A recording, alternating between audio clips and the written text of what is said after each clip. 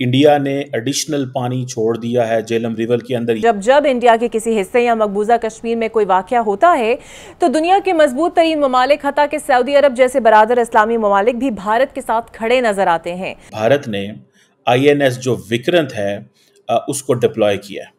इसके बरक्स पाकिस्तान में जाफर एक्सप्रेस का वाकया हो या गुज़श्ता बरस होने वाली टारगेट किलिंग, इन सब में भारत मुलव्वस था, जिसके सबूत हमने दुनिया के सामने भी रखे, लेकिन दुनिया टस से मस ना हुई और ना ही भारत को इस हवाले से कोई तंबीह की गई। अगर हम इसको खत्म कर देते हैं शिमला को, तो फिर ये इंटरनेशनल बॉर्डर नहीं रहता। अगर ये इंटरनेशनल बॉर्डर नहीं रहता तो फिर तो आना जाना हमारी तरफ से और उनकी तरफ से इज ओपन गेम। सवाल यह है कि पाकिस्तान दुनिया में क्यों अपना मौक़िफ़ साबित करने में नाकाम हो रहा है और पाकिस्तान ने भारत को तहकीकात में मदद की पेशकश। दूसरा कि वज़ीर दिफा ख्वाजा आसिफ का स्काई न्यूज़ को दिया इंटरव्यू और ट्वीट इस वक्त सोशल मीडिया पर वायरल है, जिसमें वो अमेरिकन मीडिया को ये बावर कराने की कोशिश कर रहे हैं कि हमने अमेरिका की जंग में हज़ारों शहरी शहीद कराए, खरबों का नुकसान उठाया, लेकिन इसके बावजूद हमारी कुर्बानियों को फरामोश करके हम पर दहशतगर्दी के इल्ज़ाम लगाए जाते हैं। पानी का रुख अगर मोड़ा या बंद किया गया तो नुकसान तो हमारा ही है। हेलो दोस्तों, नमस्कार। राज समाचार में आप सभी का स्वागत है। दोस्तों भारत पाकिस्तान में बढ़ते जंग के खतरे के बीच अब पूरी दुनिया भारत के समर्थन में आती जा रही है।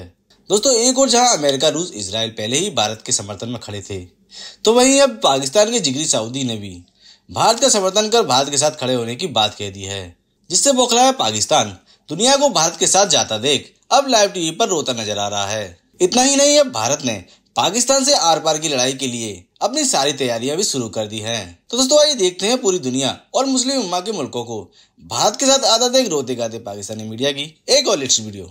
हमें कुछ हमारे दोस्त ममालिक की तरफ से कुछ ऐसे बयानात की ज़रूरत थी जो भारत को थोड़ा प्रेशर डाल सके, लेकिन हम अभी तक इस तरह के बयानात कुछ पाकिस्तान के हक में सामने ला नहीं सके। मैं ये देखता हूँ कि इस तमाम तर मामले में चाइना बहुत इफेक्टिवली अपना रोल जो किरदार है वो अदा कर सकता है। China must play its role because वो हमारा दोस्त मुल्क है, हमारे जो अच्छे बुरे वक्त का साथी है। उनका बयान चला है, the whole focus of Indian media जो इस वक्त ले रहा है वो जनरल आसिम मुनीर के ऊपर जो है वो फोकस किया हुआ उन्होंने, और वो जनरल साहब को टारगेट कर रहे हैं। सो पाकिस्तान की जो डिफेक्टो लीडरशिप है और डिजोरे लीडरशिप है, उसके दरमियान जो गैप है उसको इंडिया जो है वो एक्सप्लॉइट कर रहा है।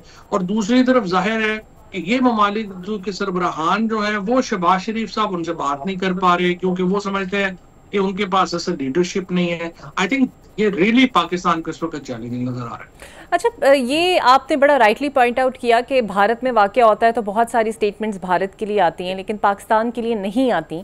तो फिर जिस तरह आप पॉइंट आउट कर भी रहे हैं, हम इसे सिफारती नाकामी समझे? देखिए ना, सिफारती नाकामी तो जाहिर है कि है, और अभी तक हमारे यहाँ एक यूनिफाइड आवाज भी जो है वो नहीं है, या तो हमारे यहाँ एक डिवीजन आप देख ही रही हैं कि वो कितनी अपरेंट है। भारत में मौजूदा हुकूमत की जो 10 साल से पॉलिसीज चल रही हैं उसमें कहीं ना कहीं ये तो वाज़ेह था कि वो सिंतास माहदे को तब्दील करना चाहते हैं, और ये बाकायदा एक होमवर्क के साथ तब्दील हुआ है, ओवरनाइट नहीं हुआ। तो अगर हम सपोज कर लेते हैं कि पानी बंद हो जाता है, 2-3 साल तक नहीं अवेलेबल होता है पाकिस्तान को, तो फिर हमारे पास क्या ऑप्शंस जा जाती हैं? क्या जंग करना हमारे लिए ऑप्शन में है? बिकॉज वो सिचुएशन में क्या हम इन हालात में जंग अफोर्ड कर सकते हैं? देखिए, पाकिस्तान ने जो रिस्पांस दिया है वो तो काफी अच्छा रिस्पांस दिया है, जो हमने नेशनल सिक्योरिटी कमेटी से रिस्पांस दिया है। सिंतास का जो वायदा है या जो वाटर है, देखिए ये तो इस तरह को टैप नहीं है ना, जिस तरह से इंडियन चैनल्स जो है या मीडिया बात कर रहा था, तो मैंने तो ट्वीट भी किया कि भाईजान हमें बता दीजिएगा, ये ना हो हम साबन शामिल लगा के बाथरूम में और पीछे से आप टैप बंद कर रही है, जिस तरह से वो जहर करें, ऐसे नहीं हो सकता। देखिए ना, आप ये तो साइंस की बात है, ये तो जियोलॉजी की बात है, ये तो एक जो स्ट्रीम का इल्म है उसकी बात है। अगर आप पानी रोकेंगे तो अपने इलाकों को तो नहीं डुबो देना ना। तो इसके लिए जो है वो क्या डैम्स जो हैं वो बन सकते हैं। अभी इंडिया का एक प्रोजेक्ट मैं देख रहा था, वो 1972 से शुरू हुआ है और अभी 2025 में वो अभी भी मुकम्मल नहीं है।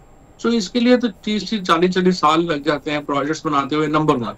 नंबर 2 ये है कि जाहिर है पाकिस्तान जो मैकेनिज्म दिया हुआ है सिंतास में, वो उसके तहत वर्ल्ड बैंक के पास जाएगा। वर्ल्ड बैंक से इंडिया जो है वो पंगा नहीं ले सकता, क्योंकि देखिए सारे पैसे जो है उनके पास वर्ल्ड बैंक से आते हैं, और वर्ल्ड बैंक ने जो फैसला करना है उनको भी उसको मानना पड़ेगा। लिहाजा लीगली तो पाकिस्तान की पोजीशन बड़ी स्ट्रांग है। एज सच कोई आप समझें कि अगले कोई 2-3-4 महीनों में कुछ का इम्पैक्ट आना है, वो इम्पैक्ट नहीं आना।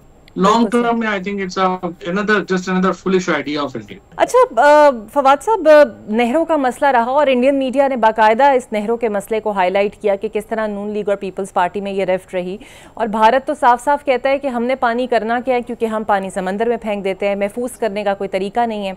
आपको लगता है हम अपने कौमी मुफादात पर भी सियासत का शिकार हो जाते हैं, क्योंकि ये सिचुएशन तो हमें पता थी कि ऐसा कभी भी हो सकता है, so now we are facing it. वो तो हमने कालाबाड़ डैम नहीं बनने दिया कि जी वो पंजाब पानी चोरी कर लेगा। भाई ये पहले अगर इंडिया ही रोक लेगा आपका पानी, तो फिर पंजाब की बारी तो बाद में आएगी ना। तो ये एक जो एंटी पंजाबी चूरन बेचा गया है पाकिस्तान में, सिंध में अलहदा बेचा गया, पख्तूनख्वा में अलहदा बेचा गया, बलूचिस्तान में अलहदा बेचा गया, उसके नतीजे में पाकिस्तान को शदीद नुकसान हुआ और पंजाबियों ने कभी जो है वो बात अपनी की नहीं है। उसकी वजह से भी बड़ा पाकिस्तान को नुकसान पहुंचा है। आप थोड़ी पंजाब वाले अपनी बात कर रहे हैं, आई थिंक ये थोड़ी मुस्बत बात हुई है। तो जाहिर है कि कालाबाड़ डैम बनने का जो ना बनने का जो नुकसान है वो पाकिस्तान को महंगी बिजली की सूरत में, नहरों में पानी ना होने की वजह से, और अब आपने जिस तरह बात की इंडिया का, ये सारे मौक़िफ़ जो है वो इस वजह से सहने। मगर फिर LOC जो है उसकी हैसियत क्या रहती है? LOC was the de facto border between India and Pakistan on the basis of the Shimla Accord.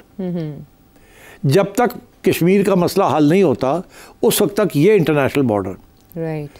अगर ये अगर हम इसको ख़त्म कर देते हैं शिमला को, तो फिर ये इंटरनेशनल बॉर्डर नहीं रहता। अगर ये इंटरनेशनल बॉर्डर नहीं रहता तो फिर तो आना जाना हमारी तरफ से और उनकी तरफ से इज ओपन गेम। फिर you are not crossing the border, तो इसका ये मतलब है ये फ्लूइड हो जाएगा सारा।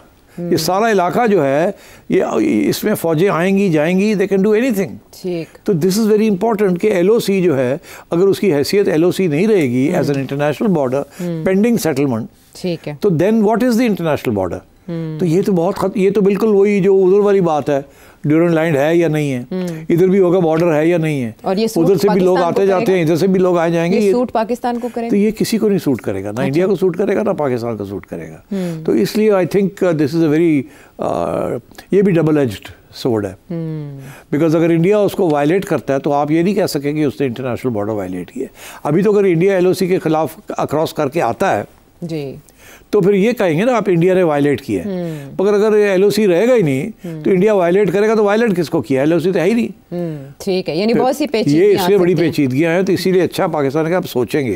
हाँ, पहले शायद बयान ये था कि शायद हम करेंगे, मगर फिर अब सोचेंगे। INS विक्रांत को पाकिस्तान की तरफ उसका मुंह कर दिया गया है, रुख मोड़ दिया गया है। इंडिया कहता है जी कि ये जो इंडिया का, आपको पता है द रेजिस्टेंस फ्रंट ने क्लेम की थी रिस्पॉन्सिबिलिटी पहले, बाद में उन्होंने फिर कहा है कि हम नहीं की हमने, और दूसरा ये है रेजिस्टेंस फ्रंट जो है ये कहा जा रहा है that is an offshoot of LET लश्कर तैयबा की। अब देखना है दोनों बड़ी इंपॉर्टेंट चीज़ें, ठीक है जी। ये जो है ये कर्नाटका के अंदर INS विक्रांत जो है वो दैट इज स्टेशन, और इंडियन नेवी की जो वेस्टर्न नेवल कमांड है इसको इसने अगस्त 2024 में जो है वो ज्वाइन किया। ये रशियन बिल्ट एयरक्राफ्ट कैरियर जिसे वो कहते हैं ना भी इंडिया के पास मौजूद है।